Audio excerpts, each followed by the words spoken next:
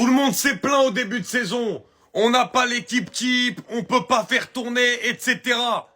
Et maintenant que tous les remplaçants sont revenus, eh ben depuis 6 matchs, on fait pas tourner une seule fois. Et pour moi, le vrai problème du Barça sur sa mauvaise forme, ce qui peut expliquer cette mauvaise forme depuis un mois, c'est ça. C'est qu'il n'y a pas de turnover. Ça joue tous les 3 jours et c'est toujours le même 11 qui est aligné. Même les remplaçants quand ils rentrent, comment ils font la différence? Ils sont sans rythme. Je veux bien que ça ait marché au début avec Pedri, avec Casado, avec Olmo.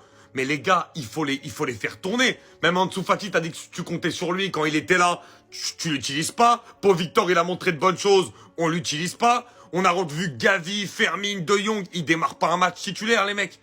À un moment donné, si tu veux que ton équipe puisse être compétitive, il faut tourner un peu plus. Et le problème pour moi, c'est que l'équipe ne tourne pas. Donc il y a énormément de fatigue, il y a un manque de lucidité dans le dernier geste. Et c'est ce qui, ce soir, ou également contre Las Palmas, a encore coûté la victoire ou même un match nul au FC Barcelone. Donc pour moi, le vrai problème du Barça cette saison-là, depuis un mois, c'est que l'équipe ne tourne pas.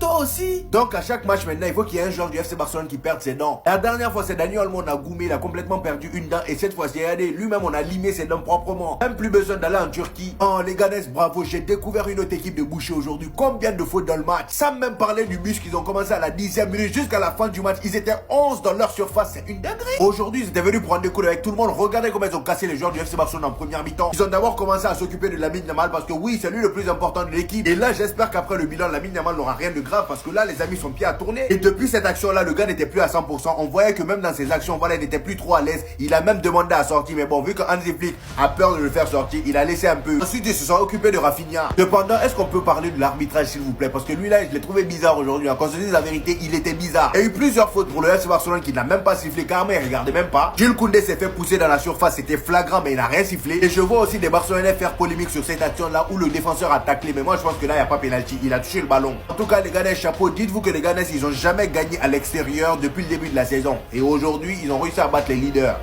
Quel miracle! Vous vous doutez bien qu'en Liga, si on accepte ce genre de tacle, ce genre de faute, si on accepte ça et qu'on donne aucun carton, bah ils vont recommencer. Dites-vous qu'en une mi-temps, Leganés a fait 7 fautes. 7. 0 carton jaune. 7 fautes, 0 carton jaune. Tout se passait bien, Lamine Yamal présente son trophée. On prend un but très tôt, mais bon, voyez, c'est pas grave. Et il y a ce genre d'attentat. Il y a ce genre de faute. Lamine Yamal a joué quand même toute la mi-temps alors qu'il s'est blessé très tôt dans le match. Même comme ça, il cassait les reins des défenseurs. Même comme ça, il était intenable. Mais il a demandé à sortir. Et je pense qu'en deuxième mi-temps, on le verra peut-être pas. Parce qu'on voit très bien qu'il joue à une jambe. Encore une fois, ça montre bien l'incompétence des arbitres. Et si on enlève même cette faute, le match en lui-même, allumez votre télé et regardez comment le match est arbitré. Qu'il y ait 0 carton dans ce match, alors que Balde a reçu des grosses fautes, Rafinha a reçu des grosses fautes, Yamal s'est blessé, Lewandowski a reçu des grosses fautes, 0 carton. Et il est là le problème dans ce championnat. Ça crée des matchs pièges, t'es déjà mené 1-0 chez toi, et en plus de ça, tu laisses une équipe qui joue bloc bas, casser, faire des grosses fautes, et tu mets 0 carton. Ça prouve encore une fois l'incompétence des arbitres dans ce championnat. En tout cas, j'espère que pour Yamal, c'est pas très grave. Sinon, vous les gars, vous en pensez quoi? Ramon, c'est ta personne, on s'ennuie. Comment je reste poli maintenant? On fait comment maintenant? Penalty pas sifflé sur Rafinha. Fermin Lopez qui perd une dent. Vous avez vu combien de fois un joueur perdre une dent? Nous, ça fait 2 en 2 matchs. 2 matchs de suite. La semaine dernière, Dani Olmo perd une dent. Aujourd'hui, c'est Fermin Lopez. Revenons sur le penalty non sifflé. Revenons sur le fait que dans ce match où il y a eu je ne sais combien de fautes, le premier carton jaune est sorti à la 74e. Je me plains jamais de l'arbitrage en Liga. En tout cas, pas pour dire qu'on a perdu. Je m'en fous, on a perdu. Je m'en fous. C'est rare que je mette les défaites sur le dos de l'arbitrage. Je le fais même jamais. Mais là, aujourd'hui, faut arrêter de se foutre de la gueule du monde. Au bout d'un moment. Faut arrêter de se foutre de la gueule du monde. On se fait voler le match. On se fait voler le match, y a pas d'autre mot. Ça sert à rien de me dire je sais pas quoi. Là, je suis en train de mettre toutes mes forces pour pas être vulgaire, pour pas dire de gros mots, pour pas influencer les plus jeunes à dire des bêtises. Mais l'arbitre du jour, il doit être destitué à vie. C'est dangereux d'avoir un arbitre comme ça. C'est pas juste qu'il avantage l'équipe d'en face, parce qu'il siffle pas ou il siffle des fautes. C'est dangereux. Lamine Yamal a ça de sortir sur blessure parce qu'il se tord la cheville. Un penalty non sifflé sur Jules Koundé. Un penalty non sifflé sur Rafinha. Dani Olmo qui perd une dent. Fermin Lopez, pardon. Le nombre de coups de coude qui ont été distribués dans ce match, je pourrais même pas vous l'expliquer. Je pourrais même pas vous les citer. L'intégrité physique des joueurs du FC Barcelone aujourd'hui a été mise en cause. Aujourd'hui, les joueurs du Barça n'ont pas joué dans des conditions en bonne sécurité.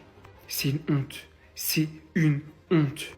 Moi, je me plains pas pour un fait de jeu. Je me plains pas parce qu'on s'est fait voler un penalty. Je m'en fous, ça arrive. T'as 90 minutes pour gagner un match. Mais quand pendant 90 minutes, tu te fais voler et l'intégrité de tes joueurs, elle est mise en danger, là ouais, ça me pose problème et je suis obligé de parler. Donc monsieur Quintero, bref vas-y, je vais éviter de dire des bêtises, voilà. Je vais finir comme Alpha 520 avec le chairman. Parlez pas avec moi ce soir. Parlez pas avec moi. Venez pas me raconter vos vies en commentaire. On est toujours premier de la Liga. Ça sert à rien de venir blablater. On a perdu contre une cote à 19. Une putain de cote à 19. 19. On était chez nous face à une cote à 19. L'équipe, elle rentre même pas dans tout le tableau jusqu'à la 15e place. Donc s'il vous plaît, venez pas me parler. Venez pas me raconter vos vies. Venez pas me dire on ne part ça plus, on ne champion plus. On sera champion à la fin de la saison. Je vous le garantis. Là, je suis en train de prendre sur moi tout ce que j'ai de plus fort sur moi pour pas traiter des mères. Voilà la vérité. 20 tirs au but, 80% de possession de balle, 2,67 d'expected goals. Vous savez c'est quoi 2,67 d'expected goals? 2,67 pour finir avec 0 but.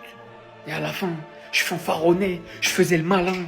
Mon dimanche, il est niqué, ils ont niqué mon week-end.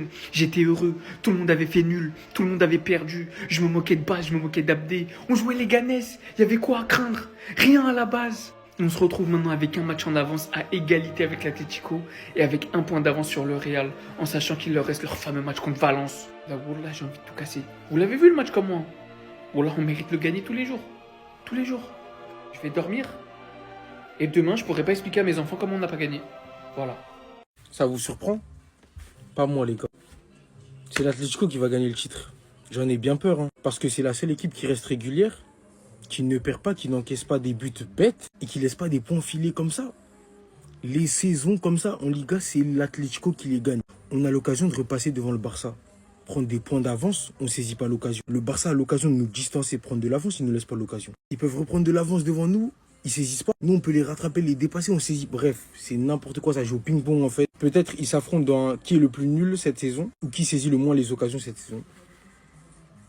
Mais c'est malheureux en fait, la Liga, franchement, j'arrive même pas à me réjouir de cette défaite du Barça.